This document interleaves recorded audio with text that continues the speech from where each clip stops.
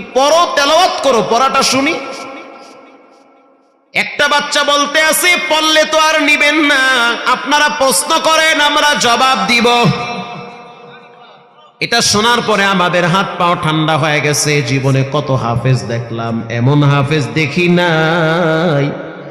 2018 সাল খতমে তারাবির জন্য ঐতিহ্যবাহী ঢাকার মোহাম্মদপুরে এক মসজিদে খতমে তারাবির হাফেজ নেওয়া হবে। তারাবির আমেজ শুরু হয়ে গেছি। বিশাল এক মসজিদের 2 জন হাফেজ নেওয়া হবে।